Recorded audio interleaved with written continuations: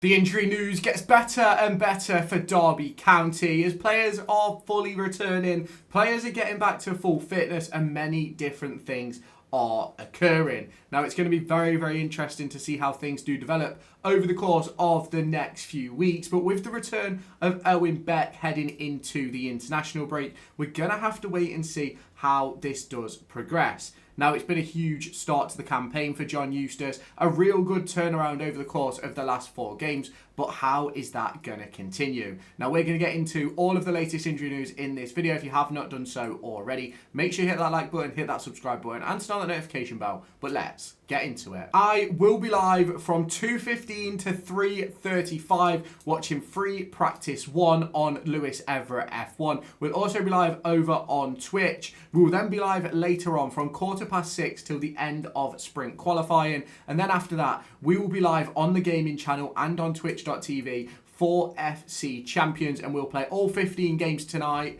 So let's see you there. Now, Owen Beck has been back in group training for the last couple of weeks, and he will have a huge role to play once he is back fit. Now, he trained yesterday as of time. He trained today as of time of recording, yesterday as of time of you watching, and has been involved in group training recently as well. And he will be assessed heading into the game on Saturday about whether he can be on the bench, potentially getting himself some minutes. But if not, he will be ready after the international break. Now, in terms of some other injury news, we're going to be talking about the likes of Liam Thompson, Curtis Nelson, Lars-Jørgen Selvison, Corey Blackett-Taylor, Lewis Travis, and Max Johnston. And we're going to see exactly how far away they are. Now, over the course of the last few weeks, we obviously saw Liam Thompson return to the squad a couple of weeks ago, but has sort of been in and out since then, and that is obviously a protection situation for me, where Liam Thompson was sort of thrust back in a little bit early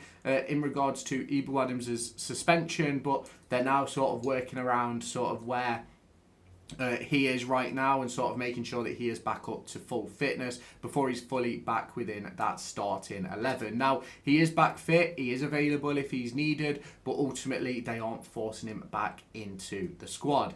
Now, Curtis Nelson did make his return to the under-21s just over a week ago, where he played for Derby County's 21s up against Norwich City in what ended up being a 3-0 defeat. Now, he was very, very good in that game.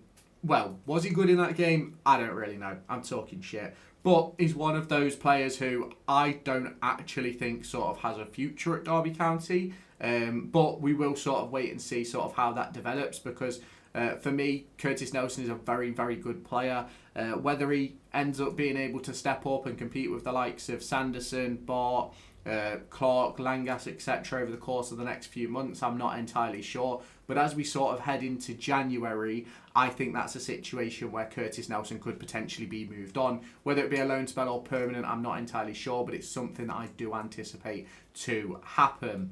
Now, Lars-Jørgen Selvison, we know he's been back fit for a while because he's been in and around the group, and that is completely fine. But what we don't know is sort of where he stands in regards to that in terms of being at full fitness. Now, I think we can all be completely honest in the fact that he isn't fully fit yet. He isn't ready for 90 minutes yet. I probably wouldn't anticipate. But I think when a cup game arises, which obviously won't be until January, I do think he'll get the opportunity to be a starter. But obviously, you can let me know your thoughts on that one down in the comments. Now, obviously, there's been a lot of hype over Corey Blackett-Taylor this season, and obviously that all stems from his pre-season form, but ultimately hasn't been able to stay fit in order to get back into the team yet. So we're sort of waiting for that at the moment. Now, he has been sort of in and out of the squad over the course of the last few weeks, which is A-OK. That's fine, not really too fussed about that. But he's not really got off the bench, which is sort of where I sort of have a couple of issues, because in order for a player like Corey Blackett-Taylor to have an impact, he's got to be playing football, and he's also got to be consistently playing as well. I've said it time and time again, I don't think 30 minutes here or there is good enough to be able to cause a proper sort of development curve for him to be able to garner that consistency. But ultimately, just like Lars Jørgen Selvison, he's not 100% back to full fitness yet, but we will sort of wait and see sort of how that develops over the course of the next few weeks. With obviously the international break coming up, how will he adapt to the new system? Does he fit with what the new system is doing? I'm not entirely sure, but that is that. Now, in terms of Lewis Travis, he's still 2 to 3 weeks away. It was obviously, I think it was last week during a signing session, I think he turned around and said that he is about 3 weeks away. It's been about a week since then, and we are now sort of edging closer to his return, which will come towards the back end of the international break, which I don't necessarily think is needed for Derby County. I'm not going to lie. I don't think we need Lewis Travis back right now. I think we're doing A-OK without him. But obviously, that is something which we'll have to wait and see sort of how that is handled once he does return. Now, in terms of Max Johnston, he's still about 6 weeks away. Obviously, picked up a hamstring injury, which, as John Eustace said, is not as bad as they first thought, but ultimately is still long enough to keep him out until around about New Year. I'd be completely honest with you. I don't think we'll see him till FA Cup week, which I think is about the second week of January. But if we see him before then, brilliant. But ultimately, Joe Ward has been doing excellent in his position. Now, in terms of everything else, in terms of the squad and what to expect and things like that, we're getting to that sort of position where John Eustace and the coaching staff are going to be assessing this squad and what they want to do in the January transfer window, and that is going to have a huge impact on where Derby County go in terms of players. Now, obviously, you've got a player like Curtis Nelson, who obviously isn't registered right now. He could potentially find his way out of the club.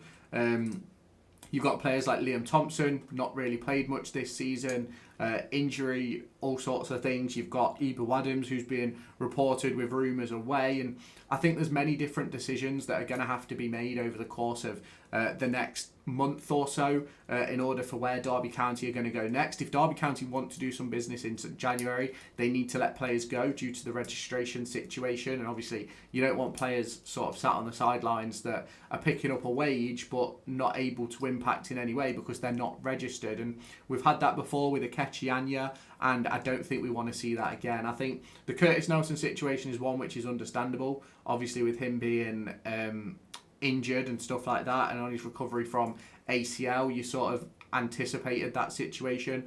But it's a very, very interesting situation with Derby County, where obviously Lewis Travis was bought for around about £1.5 million, rising up to £3 million, and he's now been replaced by Bobby Clark in central midfield with David Ozo, which I think is an excellent pairing at the moment. You look at Max Johnston, a player we bought for about £2.5 million, rising up to £4 million. His injury has meant that Joe Ward has stepped up, and Joe Ward, in my opinion, has been brilliant in the last 2 games. Obviously, there's a lot of improvement that Joe Ward could do, but unfortunately, that will just come with time and confidence for me. Obviously, he spent a lot of time out of the squad and out in the cold, essentially, because of injuries and things like that. But he is back now, and it's going to be interesting to see how that develops. What does the future hold for a player like Ryan Niambi and things like that? Even Corey Blackett-Taylor, what does the future hold for him? There's so many different questions on my mind at the moment when it comes to Derby County, the transfer window, and obviously the injury situation. But if you have not done so already, make sure you hit that like button, hit that subscribe button, and turn on that notification bell. Let me know your thoughts down in the comments, and I'll catch you in the next one. Bye bye, guys.